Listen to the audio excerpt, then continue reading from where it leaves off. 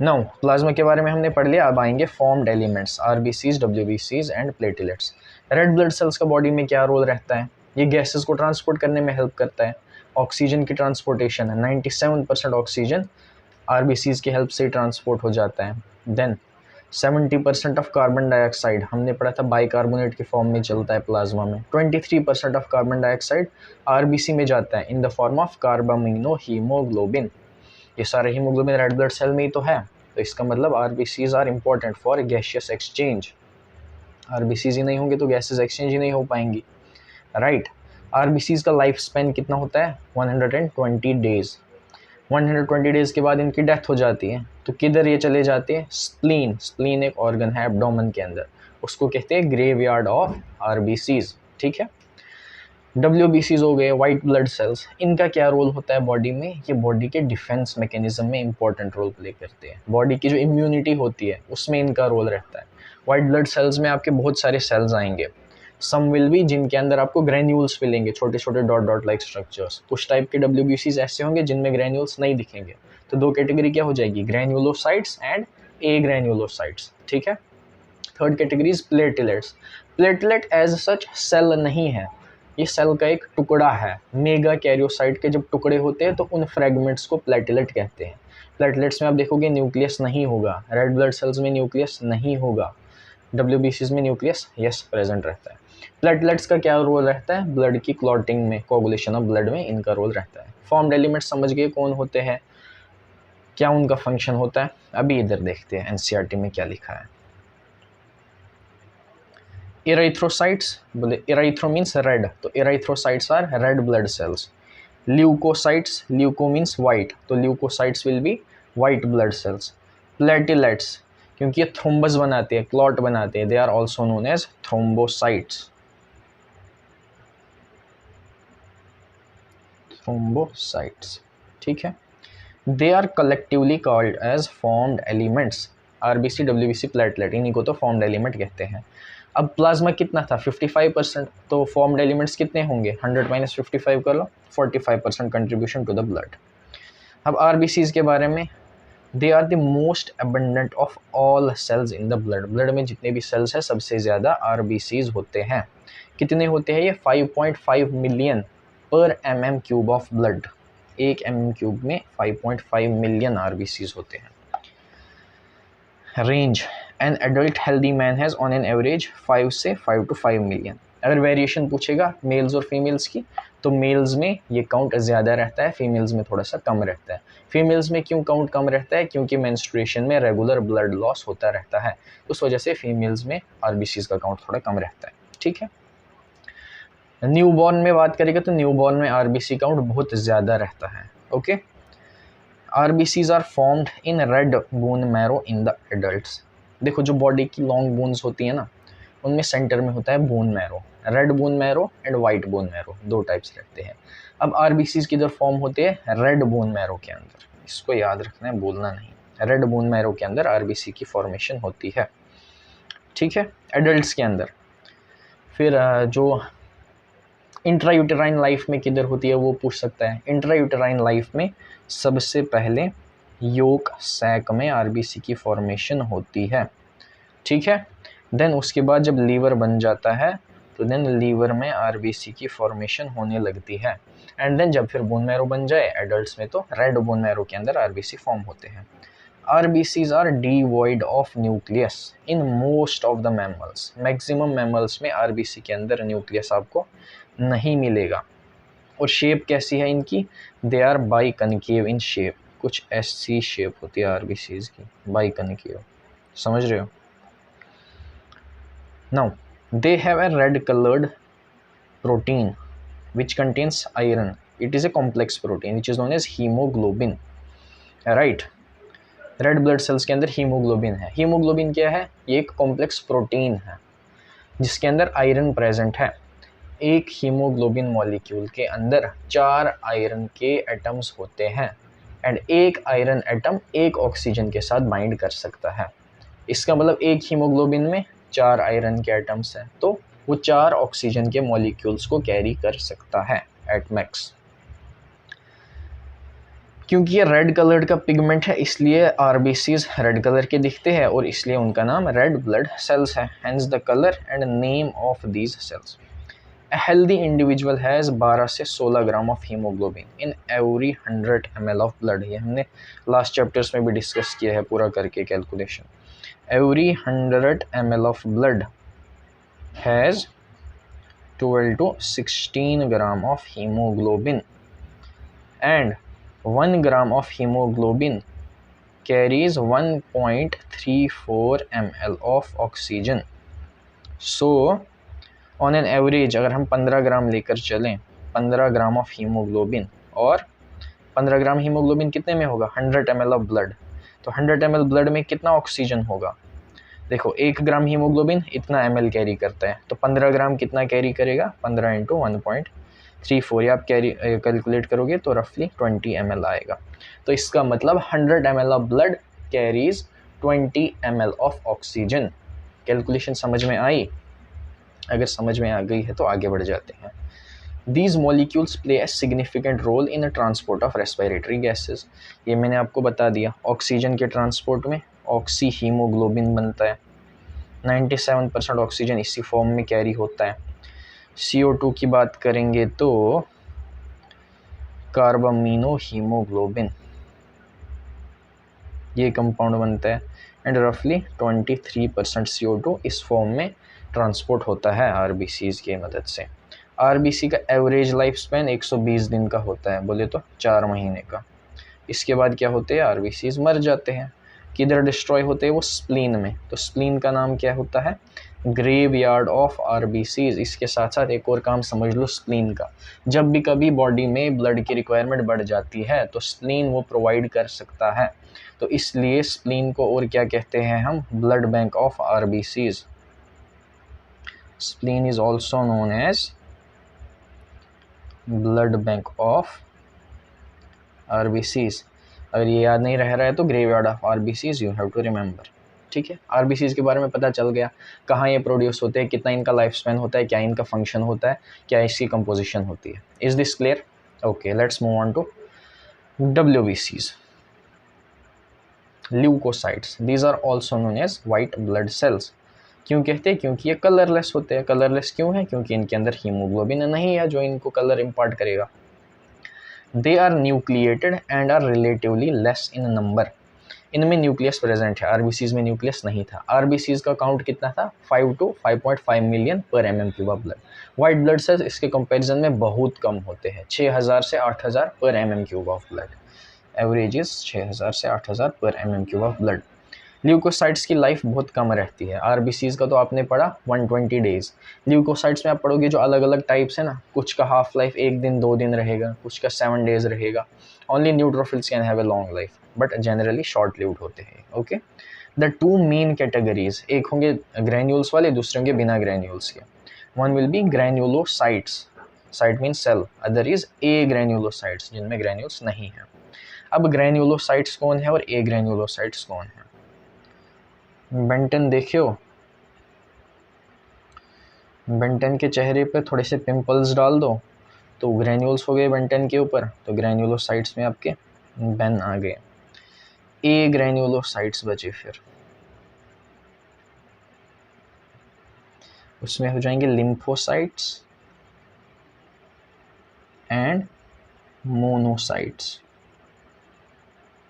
ये बेन का क्या क्या काम है इसका? B for basophil, E for eosinophil, N for neutrophil. Basophil means ये बेसिक डाई के साथ स्टेन होता है माइक्रोस्कोपी में। ई फॉर इओजिनोफिल और एसिडोफिल, ये एसिडिक डाई के साथ स्टेन होता है। एन फॉर न्यूट्रोफिल, ये किसी भी डाई के साथ स्टेन नहीं होता होगा मे बी, या क्या रीज़न है, लेट इट बी, इसको न्यूट्रोफिल कहते हैं। ठीक है, ये डायग्राम में देखो सबको आपको पहचानना है।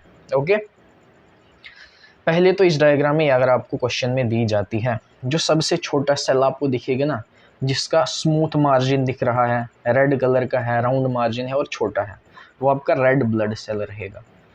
अब आप लोग बोलोगे कि भैया प्लेटलेट्स तो इससे भी छोटे हैं। ध्यान से सुनो, पीछे जाके मैंने कहा था कि जो आपको सबसे छोटा सेल दिखे, platelet is not a cell, it is a fragment of cell. तभी ध्यान से देखो, प्लेटलेट्स जब इधर डायग्राम में दिए हैं, इनका राउंड मार्जिन नहीं है, ये इरेगुलर मार्जिन टुकड़ों की तरह दिए हैं। तो छोटे छोटे टुकड़े अगर आपको डायग्राम में दिख रहे हैं, they will be your platelets. Then छोटू सा गोलू सा स्ट्रक्चर रेड कलर का, वो आपका रहेगा रेड ब्लड सेल। और बाकी के ये जो भी है, these are white blood cells. एक एक करके पहचानते हैं। पहले कौन? ग्रैन्युलोसाइट्स। ग्रैन्युलो में कौन? बेन। B for basophil. कैसे पहचानोगे बेसोफिल को? ये पूरा का पूरा आपको ब्लूइश कलर का दिखेगा, इसमें आपको न्यूक्लियस नहीं दिखेगा। न्यूक्लियस होता है बट इसमें इतने ज़्यादा ग्रैन्यूल्स है कि वो न्यूक्लियस को ढक देते हैं। ध्यान से देखो, क्या आप देख पा रहे हो ग्रैन्यूल्स? और जूम कर लेता हूँ, देखो ग्रैन्यूल्स दिख रहे हैं। न्यूक्लियस दिख रहा है? कहीं नहीं दिख रहा, क्योंकि ग्रैन्यूल्स ने उसको ढक लिया है। तो पर्पल कलर का पूरा सेल दिखेगा, पर्पल कलर के आपको ग्रैन्यूल्स दिखेंगे, that will be your basophil. Next क्या था बेन में? E for eosinophil. इओजिनोफिल में पिंकिश कलर या रेडिश कलर के ग्रैन्यूल्स दिखेंगे एंड न्यूक्लियस विजिबल होगा। इतने ग्रैन्यूल्स नहीं है कि न्यूक्लियस को ढक देंगे। न्यूक्लियस आपको हेडफोन शेप में दिखेगा, इस तरीके का कुछ आपको न्यूक्लियस दिखेगा। मतलब 2 लोब्स है, लोब 1 लोब 2। हेडफोन शेप का दिख रहा है। ये किसकी पहचान है? इओजिनोफिल की। ग्रैन्यूल्स होंगे पिंकिश कलर के या रेडिश कलर के, और न्यूक्लियस दिखेगा 2 लोब वाला हेडफोन शेप का। ज़रा ध्यान से देखो इओजिनोफिल को। ग्रैन्यूल्स दिख रहे हैं रेडिश या पिंक कलर के, ये देखो दिख रहे हैं ना ग्रैन्यूल्स। न्यूक्लियस भी आपको दिख रहा है, देखो ये एक लोब है, ये दूसरा लोब है, और ऐसे कनेक्टिंग है। हेडफोन की तरह दिख रहा है ये, और ग्रैन्यूल्स दिख रहे हैं। ये 2 पॉइंट्स किसकी पहचान है? इओजिनोफिल की। We are done with B E. Now we have neutrophil. Neutrophil में 3 या 3 से ज़्यादा लोब्स दिखेंगे न्यूक्लियस के। अगर आपको ऐसा दिख रहा है तो इट इज़ न्यूट्रोफिल। ये WBCs कितने थे? 6000 से 8000 पर mm³ ऑफ ब्लड। उसमें भी सबसे ज़्यादा न्यूट्रोफिल्स ही होते हैं। देखो इधर न्यूट्रोफिल को, न्यूक्लियस दिख रहा है कितने सारे सेगमेंट है। ये एक सेगमेंट हो गया, देन ये नेक्स्ट सेगमेंट है, फिर ये थर्ड सेगमेंट है। तो इस तरीके से 3 और मोर देन 3 सेगमेंट्स अगर आपको दिख रहे हैं, that is going to be neutrophil. Basophil, eosinophil, neutrophil. Clear है? Then we have agranulocyte, जिनमें ग्रैन्यूल्स नहीं होंगे। दे कैन बी लिम्फोसाइट और मोनोसाइट। मोनो मतलब एक, मोनोसाइट एक है, अकेला है, बट अकेला ही काफ़ी है। अकेला ही क्यों काफ़ी है? क्योंकि वो गेंडा है, मोटा है। तो जो सबसे बड़ा सेल आपको दिखेगा बाकी के कंपैरिजन में, that will be your monocyte. ध्यान से देखो, कंपेयर करो, बड़ा दिख रहा है ये, तो दिस इज योर मोनोसाइट। और एक पहचान क्या है? इसका न्यूक्लियस हॉर्सशू शेप का होता है और ऑलमोस्ट फिल करता है पूरे सेल को, न्यूक्लियस ही फिल कर देता है। साइटोप्लाज्म की एक पतली सी रिम आपको दिखेगी, ये पूरा का पूरा न्यूक्लियस है। ठीक है, समझ गए? This will be your monocyte. फिर बचे लिम्फोसाइट्स। लिम्फोसाइट भी 2 तरीके के होते हैं, B lymphocytes and T lymphocytes. अब इनको डिफ्रेंशिएट आप नहीं कर सकते हो, और ये क्वेश्चन में कभी पूछेगा भी नहीं, डायग्राम देखेगा आपको कि कौन सा बी लिम्फोसाइट है, कौन सा टी लिम्फोसाइट है। बस ध्यान से देखो, इनमें आपको ग्रैन्यूल्स नहीं दिखेंगे, बड़ा सा न्यूक्लियस दिखेगा, बट सेल्स उतने बड़े नहीं है। सबसे बड़ा मोनोसाइट है, मोनोसाइट से थोड़े छोटे दिखेंगे, अंदर ग्रैन्यूल्स नहीं होंगे, दे will be your lymphocytes. Is this clear? जल्दी से एक और बार रिवाइज कराऊं। बेन से शुरू करेंगे। बेसोफिल, पूरा न्यूक्लियस में ब्लूइश कलर के ग्रैन्यूल्स दिखेंगे, पर्पल कलर के ग्रैन्यूल्स। सेल के अंदर पर्पल कलर ग्रैन्यूल्स होंगे, न्यूक्लियस आपको नहीं दिखेगा, बेसोफिल। इओजिनोफिल, पिंकिश या पर्पल कलर के ग्रैन्यूल्स दिखेंगे, हेडफोन शेप का न्यूक्लियस दिखेगा 2 लोब वाला।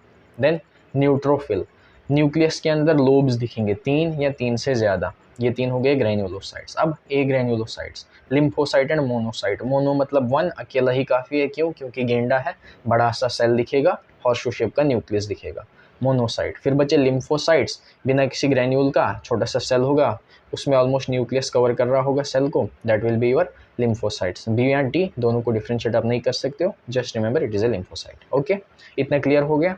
वापस चलें अपने टेक्स्ट की तरफ। Basophil, eosinophil and neutrophils. These are different types of granulocytes. जबकि lymphocyte and monocyte, they are agranulocytes. अब neutrophils are most abundant cells. 60 to 65% of total WBCs, they are neutrophils.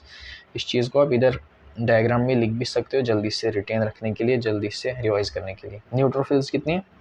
60 to 65% of WBCs। इसका मतलब अगर तुम्हें ये number पूछेगा number of neutrophils पर mm3 तो कितना हो जाएगा 60 to 65% ऑफ टोटल WBCs। कितने 6000 से 8000। तो इसको तुम मल्टीप्लाई करो, तुम्हारे पास एक रफली रेंज आ जाएगी कितने न्यूट्रोफिल्स होते हैं। ठीक है। Then basophils are least abundant. कितना आधा या 1%। बेसोफिल्स 0.5 से 1% ऑफ टोटल WBCs होते हैं। Okay. Neutrophils and monocytes. Monocytes कितने हैं 6 से 8% है, 6 to 8%। अब neutrophil plus monocyte they are phagocytic which destroy foreign organisms entering the body. देखो WBCs का मैंने फंक्शन क्या बताया था, बॉडी के डिफेंस में इनका रोल रहता है, इम्यूनिटी में इनका रोल रहता है। जब कोई इन्फेक्शन होगा बॉडी में कोई फॉरेन ऑर्गेनिज्म इन्वेड करेगा तो बॉडी उसके साथ फाइट करेगी, उसको हटाने की कोशिश करेगी। एक तरीका होता है फैगोसाइटोसिस। फैगोसाइटोसिस मतलब खा जाना। इधर मैं आपको कहाँ पे दिखाऊं, यहाँ पे मैं दिखाता हूँ। ठीक है। ये मान लो तुम एक फॉरेन पार्टिकल आया, चाहे बैक्टीरिया हो, वायरस हो या कोई फॉरेन एजेंट हो, ये बॉडी में आएगा। अब बॉडी इसको हटाने के लिए बहुत सारे तरीके करेगी। WBCs में न्यूट्रोफिल्स एंड मोनोसाइट्स फैगोसाइटोसिस करेंगे। कैसे फैगोसाइटोसिस करेंगे, वो इसको खा जाएंगे।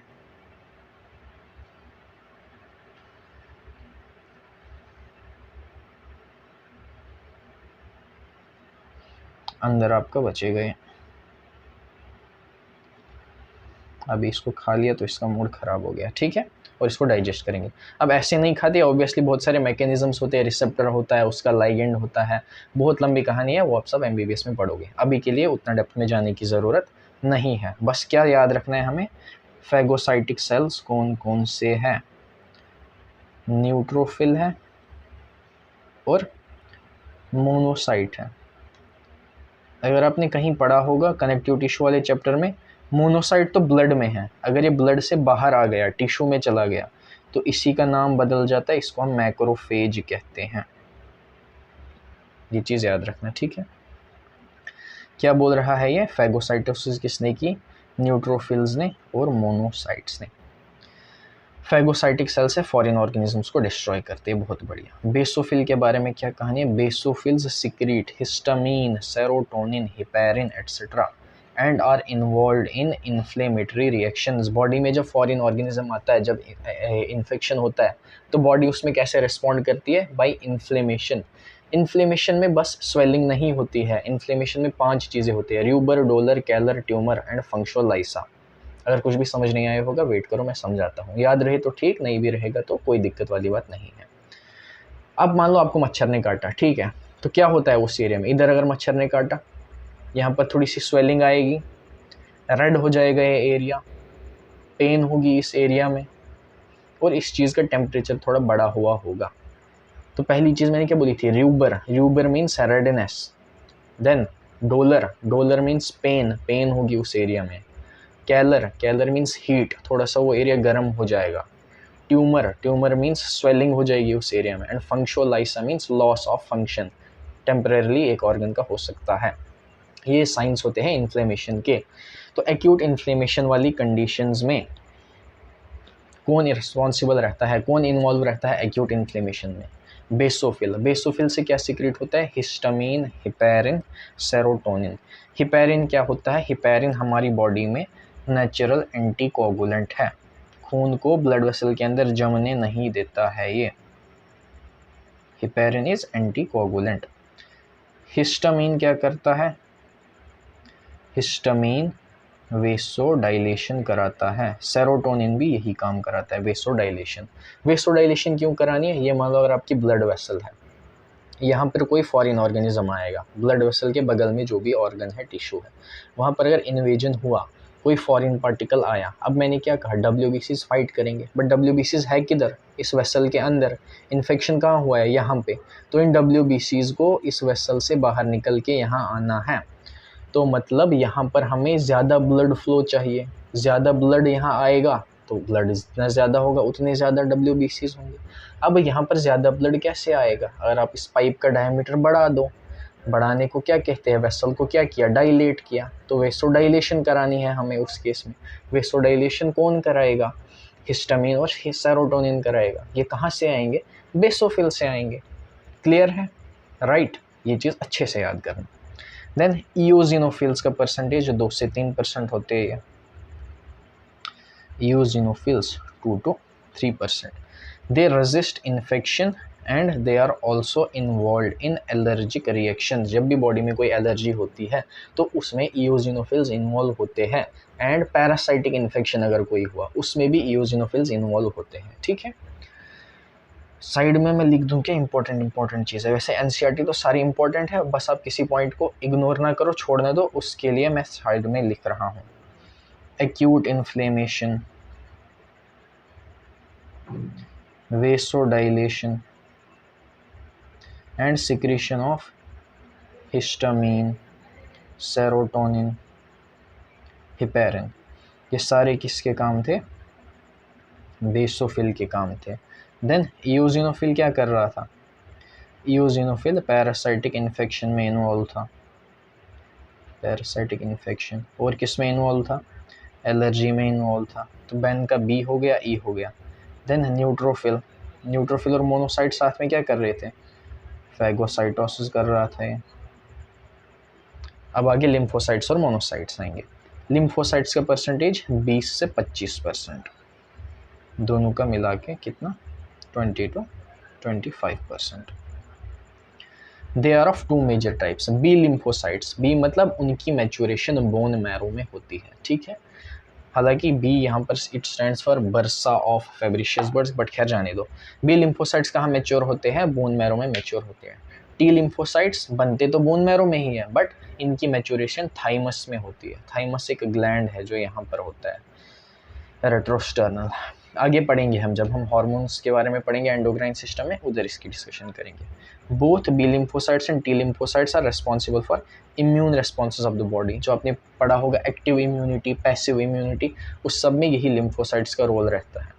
राइट, सबकी कहानी क्लियर होगी। देन लिम्फोसाइट्स इधर लिख देता हूँ मैं, एंड मोनोसाइट्स।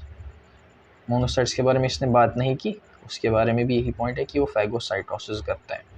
लिम्फोसाइट्स क्या करते हैं, बॉडी में इम्यून रिस्पॉन्स को मेंटेन करते हैं। तो ये पूरी समरी हो गई डब्ल्यूबीसीज का। चाहे तो स्क्रीनशॉट ले लो, अदरवाइज अपनी एनसीईआरटी पे नोट भी कर सकते हो। तो हम फॉर्म्ड एलिमेंट्स पढ़ रहे थे, आरबीसी हमने पढ़े, डब्ल्यूबीसी पढ़े, अभी प्लेटलेट्स हैं। Platelets are also known as thrombocytes. And ये सेल नहीं है, ये सेल का टुकड़ा है। कौन सेल था जिसके टुकड़े हुए, मेगा कैरियोसाइट्स। ये स्पेशलाइज्ड सेल्स है जो बोन मैरो में रहते हैं। वही टूटकर जो उनके फ्रेगमेंट बनेंगे, they will be called as platelets. Platelets में भी न्यूक्लियस नहीं होता है। ब्लड नॉर्मली कंटेन्स 1.5 लाख से 3.5 लाख प्लेटलेट्स पर mm³। अब प्लेटलेट का स्ट्रक्चर भले ही आपको ऐसे टुकड़ा सा दिखे, लेकिन अंदर इसमें बहुत सारी चीज़ें होते हैं। अल्फा ग्रेन्यूल होता है, डेंस ग्रेन्यूल्स होते हैं, एडीपी रहता है, प्रोस्टासाइक्लिन रहता है, और भी बहुत सारी चीज़ें रहती है। आपके लेवल पर वो सब जानने की ज़रूरत नहीं है। बस इसने कह दिया कि platelets can release a variety of substances, and maximum उन सब्सटेंसेस में जो होंगे वो ब्लड क्लॉटिंग में उनका रोल होगा, कोगुलेशन ऑफ ब्लड में उनका रोल होगा। अगर प्लेटलेट्स का नंबर कम होगा तो क्या होगा, क्लॉटिंग में डिफेक्ट हो जाएगा, ठीक तरीके से क्लॉट नहीं बन पाएगा। तो किसी का प्लेटलेट काउंट कम है, उसको अगर इंजरी होगी तो खून बहता ही रहेगा। It can lead to clotting disorders which will lead to excessive loss of blood from the body. Common sense, कोई दिक्कत वाली बात नहीं है। तो अभी तक इतना ही रखते हैं, इसके आगे हम अगले लेक्चर में देखते हैं। कोई भी दिक्कत अगर अभी तक हुई हो तो you can write down in the comment section, I will try to answer your queries. ठीक है, टेक केयर।